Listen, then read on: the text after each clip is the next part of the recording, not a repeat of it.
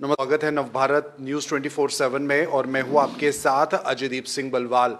दर्शकों, जहां एक तरफ भाजपा के अंदर तनाव और कहीं ना कहीं अपने अपने अस्तित्व की लड़ाई चल रही है, तो वहीं दूसरी तरफ भाजपा के कुछ ऐसे बड़े नेता हैं जो नेशनल कॉन्फ्रेंस और कांग्रेस के हुए अलायंस को लेकर भी कई तरह के सवाल खड़े कर रहे हैं और इन सवालों के बीच में उन बातों को रख रहे हैं जिसमें कि मैन्युफेस्टो, जी हाँ, एनसी कांग्रेस का जो मैन्युफेस्टो है उसे कहीं ना कहीं जो रिजर्वेशन को लेकर कहें तो उसे लेकर एक बड़े सवाल लोगों के मन में खड़े कर रहे हैं कि ये जो मैन्युफेस्टो है ये एंटी पीपल है, एंटी जम्मू कश्मीर पीपल है और एसटी, एससी, पहाड़ी, गुज्जर, इन तमाम समुदाय से आने वाले लोगों के लिए जो रिजर्वेशन है उसे एनसी और कांग्रेस खत्म करना चाहती है। बहरहाल भाजपा के अंदरूनी लड़ाई के साथ साथ एनसी कांग्रेस यानी कि विपक्षी दलों को घेरने का प्रयास भाजपा कर रही है और इस बारे में बातचीत करने के लिए नेशनल कॉन्फ्रेंस कार्यालय में मौजूद हैं पार्टी के सीनियर लीडर हमारे साथ मौजूद हैं रतनलाल गुप्ता जी। इनसे बातचीत करते हैं। आपका सर बहुत बहुत स्वागत है नवभारत में। Thank you. क्या कहेंगे देवेंद्र सिंह राणा, जो कि एक समय में नेशनल कॉन्फ्रेंस के एक अहम हिस्सा थे, उसके बाद जब वो बीजेपी में गए और आज बीजेपी की बात बोल रहे हैं, जाहिर सी बात है, स्वाभाविक बात है, लेकिन मैन्युफेस्टो के ऊपर सवाल खड़े करना और जब बात एसटी एससी की हो जो कि काफ़ी संवेदनशील मुद्दा है, और इस बात को लेकर आप क्या कहते हैं कि किस तरह से चुनावी लहर में और चुनावी जंग में ये चीज़ें हो रही हैं? देखिए, मुझे खुशी है कि जो मैनिफेस्टो नेशनल कॉन्फ्रेंस ने लोगों के सामने रखा है, उस मैनिफेस्टो को लोगों ने और अपोजिशन के भी लोगों ने, बीजेपी या दूसरे तीसरे, बड़े गौर से पढ़ा है। और मैं समझता हूँ कि बीजेपी इस ऐसे प्रोग्रेसिव मैनिफेस्टो को पढ़ के फ्रस्ट्रेशन में आ गई है और वो ऊट पटांग बातें कर रही है, उन बातों का हवाला दे रही है जो हमारे मैनिफेस्टो में लिखा ही नहीं है। मिसाल के तौर पर आप फरमा रहे हैं कि मैनिफेस्टो में लिखा है कि साहब हम रिजर्वेशन को ख़त्म कर रहे हैं। मुझे आप बता दीजिए, कहीं बता दीजिए, ये मेरा मैनिफेस्टो है, आप इसको पढ़िए, मुझे बता दीजिए कहाँ इस पर लिखा है कि नेशनल कॉन्फ्रेंस के मैनिफेस्टो में लिखा है कि हम रिजर्वेशन को ख़त्म कर रहे हैं। कहीं नहीं लिखा है। मैं आपको अपना मैनिफेस्टो बताता हूँ आपको। ये देखिए, ये उस मैनिफेस्टो की कॉपी है जी। कहीं नहीं लिखा कि नेशनल कॉन्फ्रेंस के मैनिफेस्टो में ये लिखा है कि हम रिजर्वेशन ख़त्म कर रहे हैं, बल्कि नेशनल कॉन्फ्रेंस ने हमेशा इस दलित तबके की या पहाड़ी, गुज्जर, बकरवाल, ओबीसी, ये जितने भी ये डिप्रेस्ड क्लासेस हैं, हमने तो हमेशा इनकी मदद की है। नेशनल कॉन्फ्रेंस ने इनकी तरक्की के लिए डेवलपमेंट बोर्ड बनाए थे, मतलब ओबीसी डेवलपमेंट बोर्ड था, हमारा किसान डेवलपमेंट बोर्ड था, हमारा एससी डेवलपमेंट बोर्ड था, हमारा ओबीसी डेवलपमेंट बोर्ड था, गुज्जर और बकरवाल डेवलपमेंट बोर्ड था।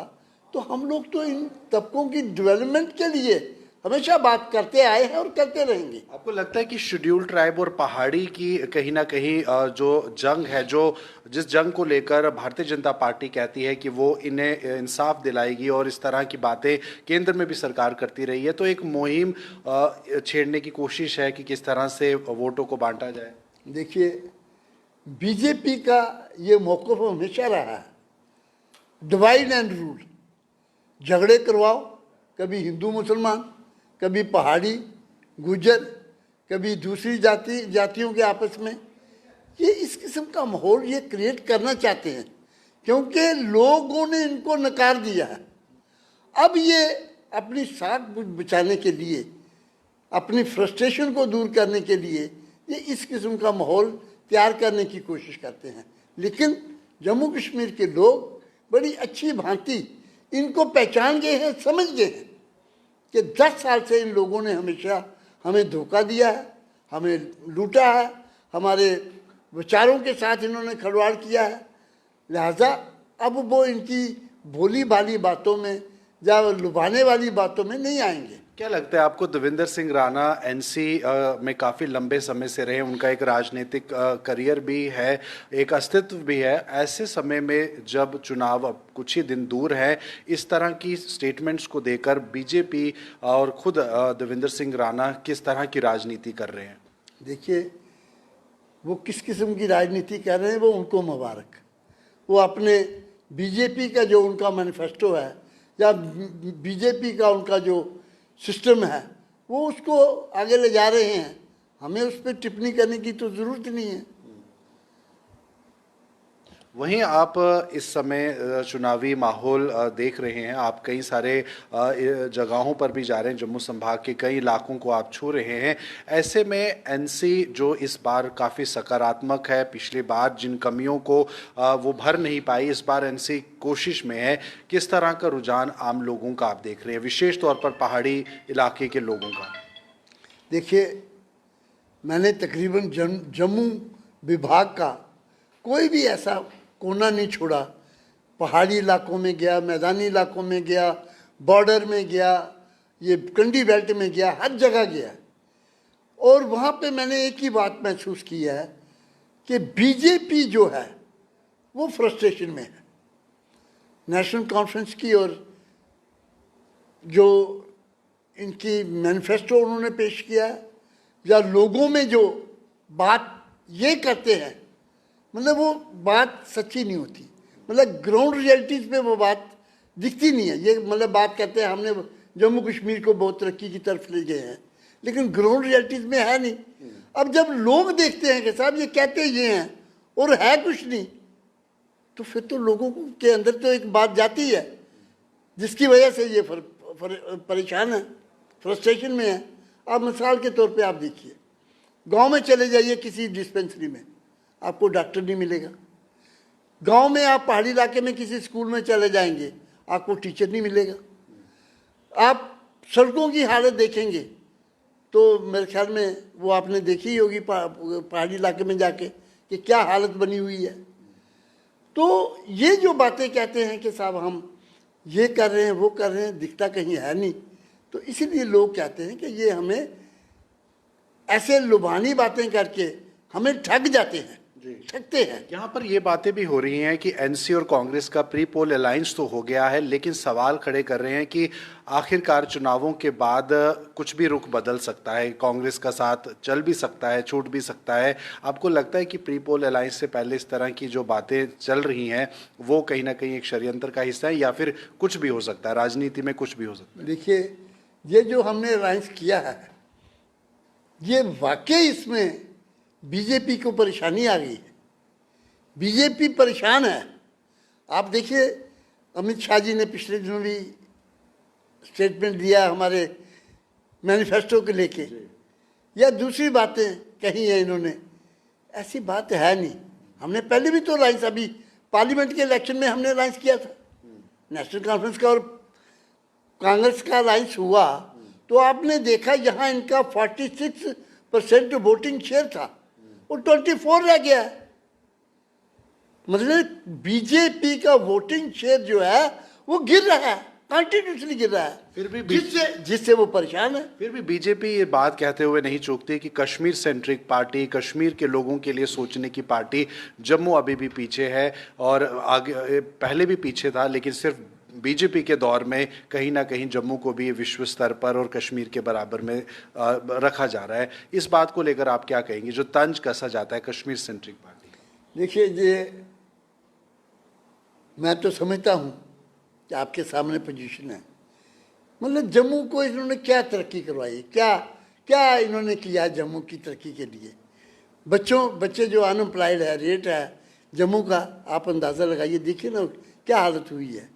सड़कों की क्या हालत है, बिजली की क्या हालत है, पानी की क्या हालत है, आपके हॉस्पिटल्स की क्या हालत है। मुझे बताए तो सही ना कोई जम्मू के लिए मैं हमने ये किया है। 10 साल से आपने कोई टीचर नहीं लगाया है, क्या किया आपने? अच्छा, जितने प्रोजेक्ट लगे हैं वहाँ जम्मू कश्मीर के लोग, आप तो कहते थे साहब हम जम्मू कश्मीर के बच्चों को रोज़गार देंगे। कितना रोज़गार दिया आपने? आपने 85,000 करोड़ रुपए के MOU इंडस्ट्री के साइन किए हैं। मुझे बताइए कितनी इंडस्ट्री लगी है? ये तमाम बातें मतलब कागजों में ही रखते हैं, फाइलों में ही हैं। जब लोग देखते हैं यार मुझे 2 टाइम की रोटी की बात करो आप, वो नहीं कहते। वो सिर्फ ये कहेंगे हमने 85,000 करोड़ रुपए का MOU साइन कर दिया है। लेकिन बीजेपी ये कहती है कि पुरानी सरकारों का ही नतीजा है जो आज डेली वेजर सड़कों पर दर दर की ठोकरें खा रहे हैं। निशाना जाहिर सी बात है NC पर साधा जाता है। क्या लगता है आपको? बेरोजगारी की बात आप बीजेपी के दौर में ज़रूर कर रहे हैं, लेकिन उन लोगों का क्या जो काफ़ी अरसे से उम्मीद देख रहे हैं? एक के बाद एक सरकारें आई बदली लेकिन कुछ मिला नहीं। अब 10 साल होते हैं, 10 साल का एक अरसा होता है, 2-4 दिन की बात थोड़ी है। 10 साल का एक अरसा है और 10 साल के अंदर आपने क्या किया? आज हम आपसे पूछते हैं आपकी क्या परफॉर्मेंस रही है? जो डेली वेजर लगे थे बेचारे, उनका ड्यू है कि भाई उनको आप रेगुलाइज करना चाहिए था, क्यों नहीं किया? आप उनको नारे देते हैं, कभी कुछ कहते हैं कभी कुछ कहते हैं, आपके दफ्तरों के चक्कर लगाते रहे हैं, उनके बच्चे सड़कों की धूल चाट रहे हैं, स्कूलों से निकाले गए हैं, उनके लिए आप क्या कर रहे हैं? मुझे आप बताइए। 10 साल का आप नौकरी यहाँ से 10 साल हो गए हैं आपको हुकूमत करते हुए, हुआ किया क्या यहाँ पे? कि अनएम्प्लॉयमेंट का रेट कहाँ था और कहाँ चला गया है? इन्फ्लेशन कहाँ थी? 400 रुपये का सिलेंडर था, आके 1,000 रुपये बिक रहा है। आपने क्या किया? आपने ओल्ड एज जो बुजुर्ग थे, जो हैंडीकैप हैं, जो आपके विडोज हैं, उनकी पेंशनें बंद कर दी हैं आपने क्या किया है? क्या मतलब आप मुझे एक चीज़ बता दीजिए ना कि जिसपे आपके एजुकेशन की हालत देखिए आप, स्कूलों की हालत। 10 साल, पिछले 10 साल से हज़ारों वैकेंसीज पड़ी हुई हैं स्कूलों में। एक क्लास मैट्रिक का स्कूल है आपका, 4 टीचर आपने रखे हैं, कैसे पढ़ाएंगे वो? बीजेपी कहती है हमारे ही समय में एम्स मिला, IIT मिला, कई तरह के डेवलपमेंट प्रोजेक्ट, स्टार्टअप प्रोजेक्ट शुरू हुए। किया क्या उन्होंने? फिर जम्मू कश्मीर के बच्चे कितने वहाँ लगाए हैं इन्होंने? कितने बच्चों को एम्प्लॉयमेंट दी है वहाँ पे? मतलब कहने का तो यह है ना कि भाई जम्मू कश्मीर के लोगों को बेनिफिट होना चाहिए। क्या बेनिफिट हुआ है? मतलब कितनी एम्प्लॉयमेंट उनको दी है? सवाल तो ये है। आप प्रोजेक्ट लगाए हैं आपने, यहाँ के बिजली के प्रोजेक्ट लगाए हैं आपने किश्तवाड़ डिस्ट्रिक्ट में, लगे हैं। मेरी वहाँ की डिस्ट्रिक्ट जो DDC की चेयरपर्सन है, उसको भूख हड़ताल करनी पड़ी 15 दिन, बर्फ के अंदर वो रही वहाँ पे, ये कहते हुए कि मेरे बच्चे जो हैं, हमारे यहाँ के जो जम्मू कश्मीर के बच्चे जो हैं, उनको मजदूरी पे रख लीजिए। क्या आपने रखा उनको? मतलब आप मजदूर से लेके टॉप ऑफिसर तक बाहर से ला रहे हैं जम्मू कश्मीर के लोगों को। पानी हमारा है, लोग हमारे हैं, ये ज़मीन हमारी है। क्या दे रहे हैं आप जम्मू कश्मीर के लोगों को उन प्रोजेक्टों से? मुझे आप बताइए। तो सवाल ये है कि आप कोई चीज़ डेवलपमेंट तो तब होती है जब वहाँ के लोगों की डेवलपमेंट हो।